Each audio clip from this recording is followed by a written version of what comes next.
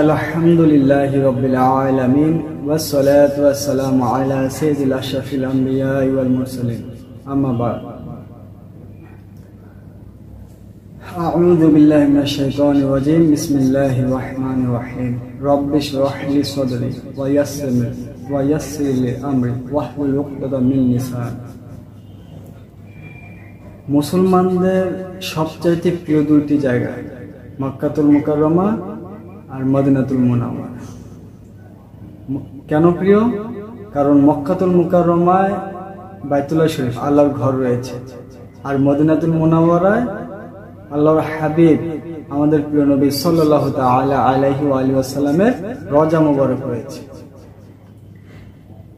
এই দুটি জায়গা মুসলমানরা এতই ভালোবাসে যে প্রত্যেকটা মুসলমান বুঝ হওয়ার পর, জন্ম হওয়ার পর যখন সে বুঝ হয় যে মক্কা কি মদিনাকে চিনতে শিখে, তখন থেকে সে আল্লাহ তাআলার কাছে প্রার্থনা করে দোয়া করে যে হে আল্লাহ, বাইতুল্লাহ শরীফ আর মদিনা শরীফ জিয়ারত না করাইয়া আমাদেরকে মৃত্যু দিও না, আর মৃত্যু যদি দিতে হয় তাহলে হয় মক্কাতে নয় মদিনাতে, এই দুটি জায়গার জন্য আমাদের মৃত্যু হয়। কেন এত ভালোবাসে? কারণ এই দুটি শহরে আল্লাহ তাআলা লক্ষ লক্ষ কোটি কোটি রহমত বরকত নাজিল করে, সারাক্ষণ শুধু শান্তি আর শান্তি। এই শহরগুলোকে নবী করিম সাল্লাল্লাহু আলাইহি ওয়াসাল্লাম ভালোবাসেন, আল্লাহ তাআলা ভালোবাসেন, প্রত্যেক মুসলমান এই শহরগুলোকে ভালোবাসেন। সে তো মুসলমানই না যে এই শহরগুলোকে ভালোবাসবে না, যাওয়ার আকাঙ্ক্ষা রাখবে না মনের মধ্যে। কিন্তু আফসোসের বিষয়, মুসলমানের কার্যকলাপ এত নিকৃষ্ট হয়ে গেছে যে, যদিও বলা হয় যে এখন মডার্ন যুগ চলতেছে, মানুষ বুঝতে শিখেছে, আগের চাইতে বেশি বুঝে, আসলে না, মানুষ নিকৃষ্ট হচ্ছে, আরো বেশি নিকৃষ্ট হয়ে যাচ্ছে। মানুষের বিবেক নষ্ট হয়ে যাচ্ছে। মানুষ কিভাবে পারে এরকম পবিত্র জায়গাতে গিয়ে টিকটক ভিডিও বানাতে, নাচানাচি করতে? লজ্জা শরম যদি একটু থাকতো, আল্লাহর ভয় যদি একটু থাকতো তার অন্তরে, তাহলে সে কখনো মক্কা শরীফের সামনে গিয়ে নাচানাচি করতে পারতো না, টিকটক ভিডিও বানাতে পারতো না। মানুষ, মুসলমান তো তার গুনাহ ভরা জিন্দেগি নিয়ে এই আশায় যায় মক্কাতে মদিনাতে যে আল্লাহ ওখানে গিয়ে দোয়া করলে আল্লাহ আমার জীবনের সব গুনাহ মাফ করে দিবে, আর ওখান থেকে ফিরে এসে নিষ্পাপ হয়ে যায়। মানুষের আকাঙ্ক্ষা তো এটাই থাকে যে আমি আমার গুনাহগুলো মাফ করাবো, আমার জায়েজ যে মনে আকাঙ্ক্ষা, যে দোয়াগুলো আছে এগুলো আমি কবুল করাবো। মানুষ কান্না, কত মানুষ, গরিব মানুষ টাকার অভাবে মক্কা যেতে পারে না, মদিনা যেতে পারে না, কান্নাকাটি করে আল্লাহর কাছে, আল্লাহ একবার শুধু মদিনা নিয়ে যাও, একবার শুধু মক্কা নিয়ে যাও, তোমার ঘরটা একটু দেখার সুযোগ করে দাও। আর তোমরা যেতে পারতেছো, আর ওখানে গিয়ে কি করতেছো? TikTok video, selfie.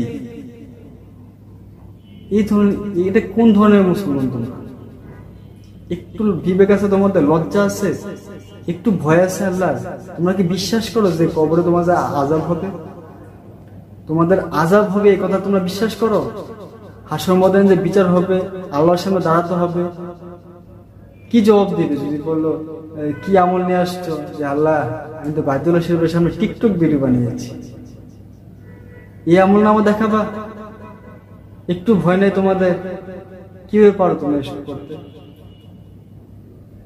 আমি আপনাদের মুসলমানদের একটু বলার জন্য, একটু বোঝানোর জন্য একটা উদাহরণ দিচ্ছি, বাস্তব ঘটনা। তামিল এক লোকের সাথে আমার পরিচয় হয়েছে বিদেশের মাটিতে। ওই লোকটা হিন্দু ছিল, সে মুসলমান হয়েছে। এটা প্রায় 7-8 বছর আগের ঘটনা। সে মুসলমান হয়েছে, নবীকে ভালোবাসতে শিখে গেছে, আল্লাহকে ভালোবাসতে শিখে গেছে। সে যখন মক্কাতে গিয়েছে, আমি তার সাথে কথা বলছি একটা মসজিদে বসে বসে সে কথা বলছে, আর এই মসজিদটা সে নিজে দান করেছে। মুসলমান হওয়ার পরে তার ঘর ছিল, সেটা মসজিদে দান করে দিয়েছে, যেটা মসজিদ, সেখানে নামাজ পড়া হবে। সে আমাকে বলল যে আমি যখন মক্কায় হজ করার পরে মদিনা শরীফে গেলাম, তখন আমি আদবের সাথে আমার মোবাইলটা আমি বের করে নেই, মোবাইলটা আমি অফ করে পকেটে রেখে দিয়েছি। কারণ যদি রিং হবে, বেয়াদবি হবে, ওখানে গিয়ে কার সাথে কথা হবে, এটা এক ধরনের বেয়াদবি, আদব রক্ষা করতে হবে। সেজন্য আমি মোবাইলটা একবার বন্ধ করে দিয়েছি, যাতে এখানে শুধু দয়াল নবীর রওজা মোবারক থাকবে আর আমি থাকবো, আমার মনের কথা নবীকে বলবো, আর আমি এখানে একটু কান্নাকাটি করবো, আল্লাহর কাছে ক্ষমা প্রার্থনা করবো। এই আকাঙ্ক্ষা তার মনে, সে দরুদ শরীফ পড়তেছে, নামাজ সময় নামাজ পড়ে দরুদ শরীফ পড়ে। সে যখন তার যত মনে খায়েশ ছিল দরুদ শরীফ পড়ার, সে পড়ে, তারপর সে চলে আসছে। যখন মদিনা শরীফ থেকে বের হয়েছে, তারপর গিয়ে সে মোবাইলটা অন করছে। মদিনা শরীফের ভিতরে থাকা অবস্থা সে মোবাইল চালু করে নাই, বাইর হয়ে এসে তারপর সে মোবাইলটা অন করছে। এখন বললো যে হুজুর, আমি আপনাকে একটা জিনিস দেখাচ্ছি। বললাম কি? বলতো দেখেন তো, কিছু বুঝেন কিনা। ওখানে দেখলাম যে একটা আকৃতি, মানুষের আকৃতি, এত সুন্দর আকৃতি, আমার জীবনে এত সুন্দর আকৃতি আমি কোথাও দেখি নাই।